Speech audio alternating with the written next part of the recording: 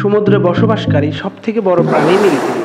শুধু সমুদ্রেই নয়, বর্তমান বিশ্বের সবথেকে বড় প্রাণী নীলতিমি।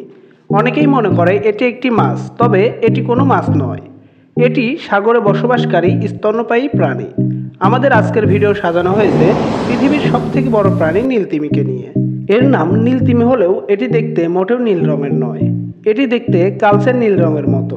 সমুদ্রের নীল পানির নিচে এটিকে দেখলে এর বর্ণ নীল দেখায়। নীলতিমির দৈর্ঘ্য প্রায় 30 মিটার বা 100 ফুটের কাছাকাছি হয়ে থাকে। এটি একটি প্রাপ্তবয়স্ক ড্রাগনের থেকেও দ্বিগুণ আকার হয়ে থাকে। এর ওজন প্রায় 200 টন পর্যন্ত হয়ে থাকে, তবে এর বেশিও হতে পারে। এর হৃৎপিণ্ডের আকার 2টি প্রাইভেট কারের সমান এবং এর জিহ্বার ওজন একটি প্রাপ্তবয়স্ক হাতির সমান। এবং এই নীলতিমির নবজাতক শিশুগুলোর ওজন 3 টন হয়ে থাকে, আর এদের আকার হয়ে থাকে 25 ফুট পর্যন্ত। জন্মের পরে 6 মাসে বাচ্চা তিমিগুলো প্রায় 500 লিটার করে দুধ পান করে থাকে। তিমি মাছের মতো ফুলকার সাহায্যে অক্সিজেন নেয় না, আর ডিমও পারে না। নীলতিমি ফুসফুসের সাহায্যে অক্সিজেন নেয় এবং তারা গর্ভে সন্তান ধারণ করে, তাই নীলতিমিকে মাছ বলা যায় না।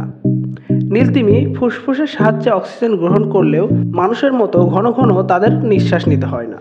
একটি নীলতিমি একবার শ্বাস নিলে তারা প্রায় 30 মিনিট পর্যন্ত সেই শ্বাস ধরে রাখতে পারে, তবে শুক্রাণু তিমিগুলো 90 মিনিট পর্যন্ত শ্বাস ধরে রাখতে পারে। আর এই কারণেই তিমি মাছের পানির নিচে বসবাস করতে কোনো সমস্যাই হয় না। এত বিশাল দেহের অধিকারী হওয়া সত্ত্বেও তিমি মাছের কোনো দাঁত নেই। এদের রয়েছে জালের মতো ব্যালিন প্লেট, যেটাকে তারা দাঁতের মতো ব্যবহার করে থাকে।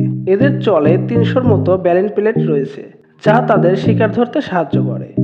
তিমির জীবনে 2টি মৌসুম থাকে, একটি খাওয়ার মৌসুম এবং অপরটি প্রজনন মৌসুম। খাওয়ার মৌসুমে এরা স্কুইড আহার করে শক্তি সঞ্চয় করে এবং তারা শরৎকালের দিকে প্রজননের জন্য সঙ্গী খোঁজা শুরু করে। শীতকাল পর্যন্ত চলে এদের প্রজনন মৌসুম। শীতকাল শেষে এরা আবার উষ্ণ সাগরীয় অঞ্চলে ফিরে আসে সন্তান জন্মদানের জন্য। তিমি ঠান্ডা পানিতে সন্তান জন্ম দেয় না, কারণ ঠান্ডা পানিতে তিমি মাছের বাচ্চাগুলো বেঁচে থাকতে পারে না। তাই সন্তান জন্মদানের আগেই এরা আবার উষ্ণ সাগরীয় অঞ্চলে ফিরে আসে।